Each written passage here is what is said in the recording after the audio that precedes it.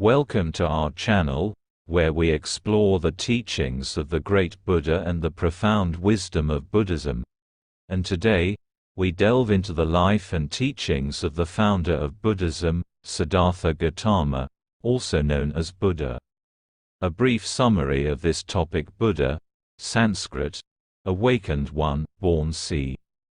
6th–4th century BCE, Lumbini, near Kapilavastu, Shakya Republic, Kosala Kingdom, now in Nepal, died, Kusinara, Malla Republic, Magadha Kingdom, now Kasia, India, the founder of Buddhism, one of the major religions and philosophical systems of southern and eastern Asia and of the world. Buddha is one of the many epithets of a teacher who lived in northern India sometime between the 6th and the 4th century before the Common Era. Buddha history and society: Sanskrit, awakened one. Clan name, Sanskrit, Gotama or Pali, Gotama. Personal name, Sanskrit, Siddhartha or Pali, Siddhattha. Born, circa 6th–4th century BCE, Lumbini, near Kapilavastu, Shakya Republic, Kosala Kingdom, now in Nepal.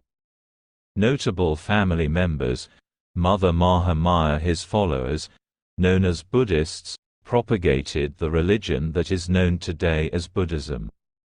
The title Buddha was used by a number of religious groups in ancient India and had a range of meanings, but it came to be associated most strongly with the tradition of Buddhism and to mean an enlightened being, one who has awakened from the sleep of ignorance and achieved freedom from suffering. According to the various traditions of Buddhism, there have been Buddhas in the past and there will be Buddhas in the future. Some forms of Buddhism hold that there is only one Buddha for each historical age.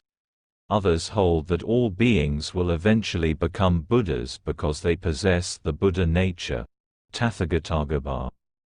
All forms of Buddhism celebrate various events in the life of the Buddha Gotama, including his birth, enlightenment, and passage into nirvana. In some countries the three events are observed on the same day, which is called Wesak in Southeast Asia. In other regions the festivals are held on different days and incorporate a variety of rituals and practices. The birth of the Buddha is celebrated in April or May, depending upon the lunar date, in these countries. In Japan, which does not use a lunar calendar, the Buddha's birth is celebrated on April 8.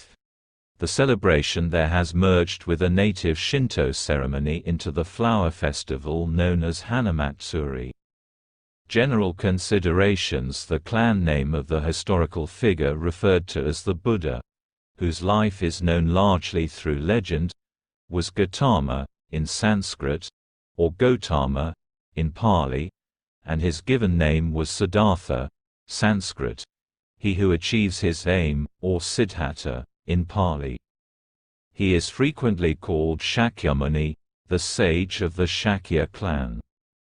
In Buddhist texts, he is most commonly addressed as Bhagavat, often translated as Lord, and he refers to himself as the Tathagata, which can mean either one who has thus come, or one who has thus gone.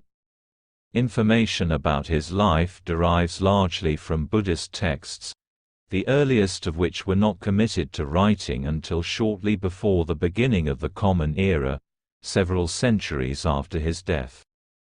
The events of his life set forth in these texts cannot be regarded with confidence as historical, although his historical existence is accepted by scholars.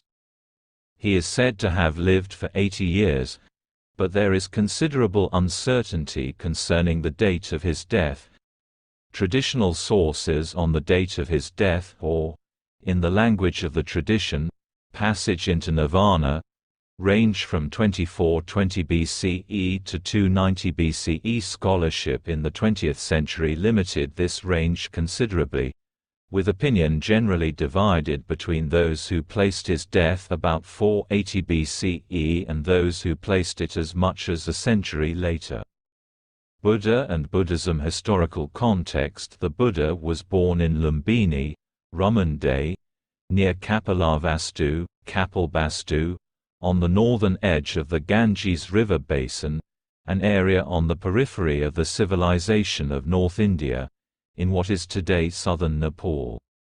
Scholars speculate that during the late Vedic period, the peoples of the region were organized into tribal republics, ruled by a council of elders or an elected leader. The grand palaces described in the traditional accounts of the life of the Buddha are not evident among the archaeological remains. It is unclear to what extent these groups at the periphery of the social order of the Ganges basin were incorporated into the caste system, but the Buddha's family is said to have belonged to the warrior, Kshatriya, caste. The central Ganges basin was organized into some 16 city-states, ruled by kings, often at war with each other. The rise of these cities of central India, with their courts and their commerce, brought social, political, and economic changes that are often identified as key factors in the rise of Buddhism and other religious movements of the 6th and 5th centuries BCE. Buddhist texts identify a variety of itinerant teachers who attracted groups of disciples.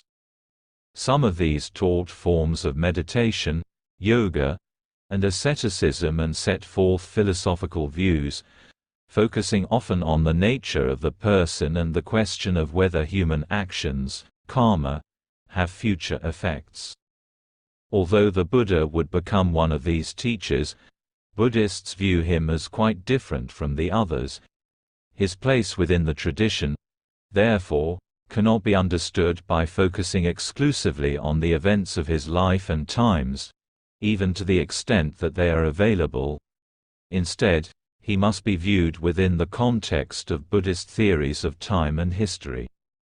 According to Buddhist doctrine, the universe is the product of karma, the law of the cause and effect of actions, according to which virtuous actions create pleasure in the future and non-virtuous actions create pain.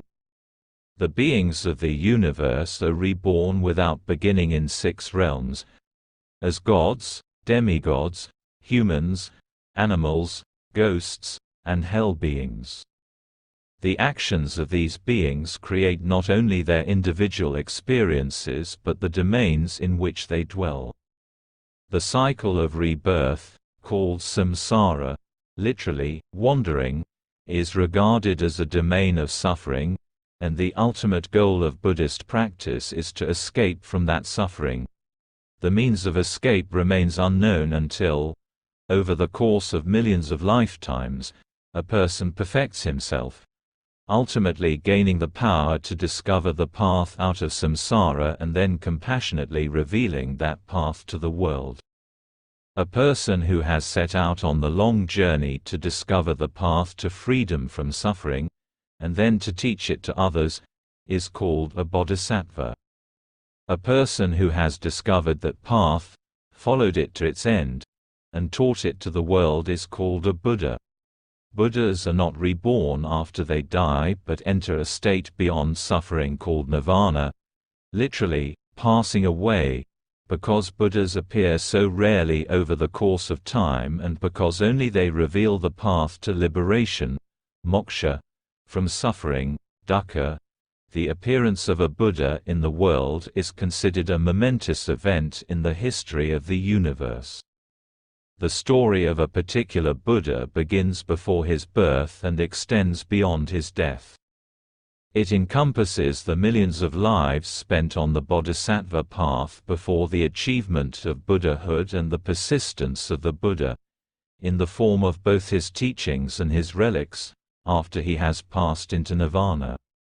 The historical Buddha is regarded as neither the first nor the last Buddha to appear in the world. According to some traditions he is the 7th Buddha. According to another he is the 25th. According to yet another he is the 4th. The next Buddha, named Maitreya, will appear after Shakyamuni's teachings and relics have disappeared from the world. The traditional accounts of the events in the life of the Buddha must be considered from this perspective. Sources of the life of the Buddha. Accounts of the life of the Buddha appear in many forms. Perhaps the earliest are those found in the collections of sutras, Pali, suttas, discourses traditionally attributed to the Buddha. In the sutras, the Buddha recounts individual events in his life that occurred from the time that he renounced his life as a prince until he achieved enlightenment 6 years later. Several accounts of his enlightenment also appear in the sutras. One Pali text, the Mahaparinibbana Sutta, Discourse on the Final Nirvana, describes the Buddha's last days, his passage into nirvana, his funeral, and the distribution of his relics. Biographical accounts in the early sutras provide little detail about the Buddha's birth and childhood, although some sutras contain a detailed account of the life of a prehistoric Buddha, Vipin. Another category of early Buddhist literature, the Vinaya, concerned ostensibly with the rules of monastic discipline, contains accounts of numerous incidents from the Buddha's life, but rarely in the form of a continuous narrative. Biographical sections that occur often conclude with the conversion of one of his early disciples, Shariputra. While the sutras focus on the person of the Buddha, his previous lives, his practice of austerities, his enlightenment, and his passage into nirvana, the Vinaya literature tends to emphasize his career as a teacher and the conversion of his early disciples. The sutras and Vinaya texts, thus, reflect concerns with both the Buddha's life and his teachings, concerns that often are interdependent. Early biographical accounts appear in doctrinal discourses, and points of doctrine and places of pilgrimage are legitimated through their connection to the life of the Buddha. Near the beginning of the Common Era, independent accounts of the life of the Buddha were composed. They do not recount his life from birth to death, often ending with his triumphant return to his native city of Kapilavastu, Pali, Kapilavastu, which is said to have taken place either 1 year or 6 years after his enlightenment. The partial biographies add stories that were to become well-known, such as the child prince's meditation under a rose apple tree and his 4 momentous chariot rides outside the city. These accounts typically make frequent reference to events from the previous lives of the Buddha.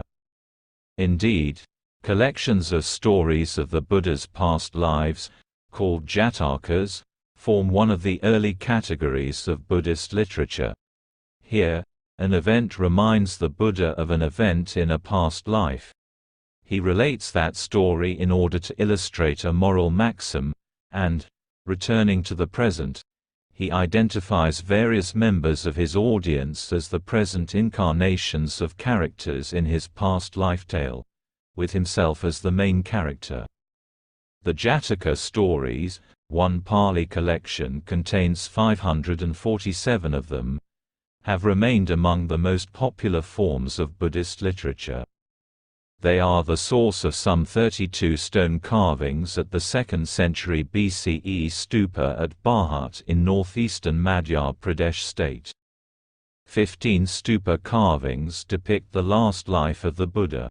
Indeed, stone carvings in India provide an important source for identifying which events in the lives of the Buddha were considered most important by the community. The Jataka stories are also well known beyond India. In Southeast Asia, the story of Prince Vesantara, the Buddha's penultimate reincarnation, who demonstrates his dedication to the virtue of charity by giving away his sacred elephant, his children, and finally his wife, is as well known as that of his last lifetime. Lives of the Buddha that trace events from his birth to his death appeared in the 2nd century CE. One of the most famous is the Sanskrit poem Buddhacharita, Acts of the Buddha, by Ashvaghosha. Texts such as the Mulasarvastivada Vinaya, probably dating from the 4th or 5th centuries CE, attempt to gather the many stories of the Buddha into a single chronological account. The purpose of these biographies in many cases is less to detail the unique deeds of Shakyamuni's life than to demonstrate the ways in which the events of his life conform to a pattern that all Buddhas of the past have followed.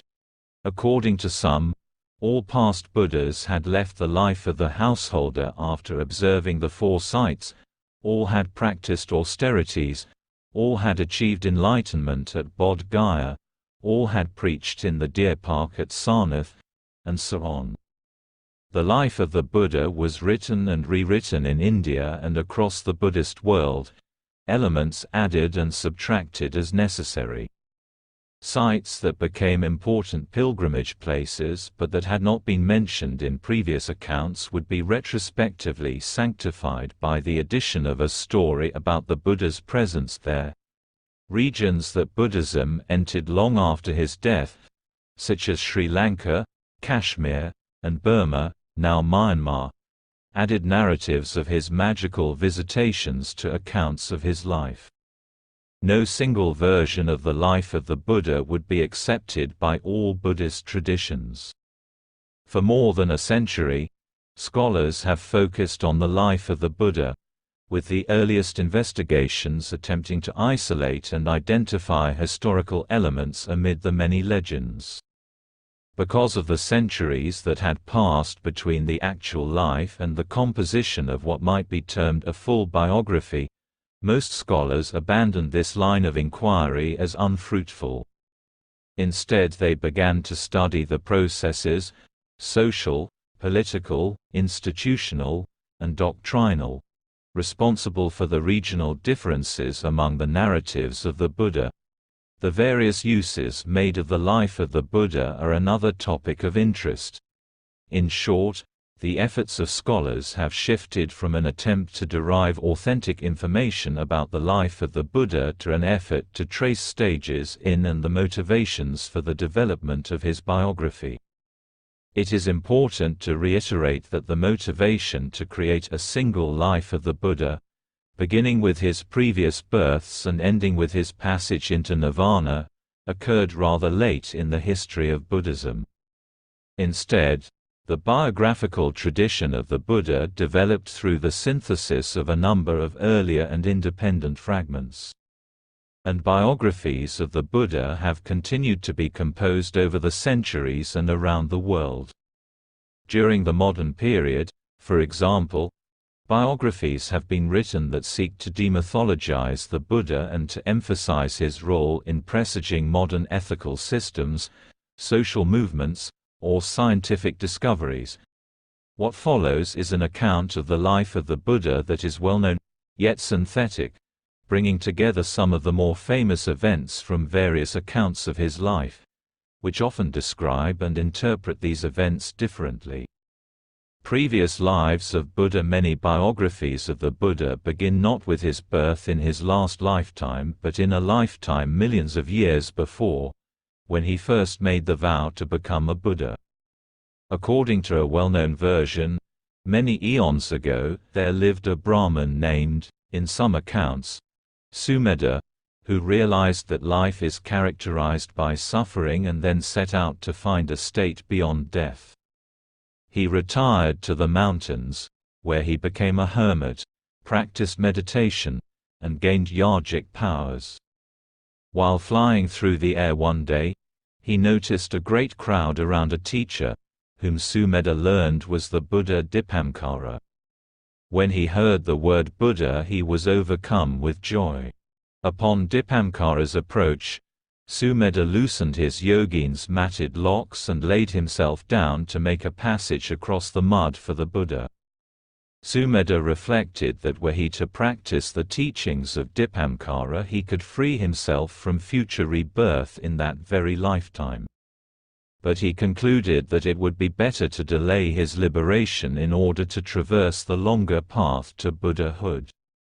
As a Buddha, he could lead others across the ocean of suffering to the farther shore.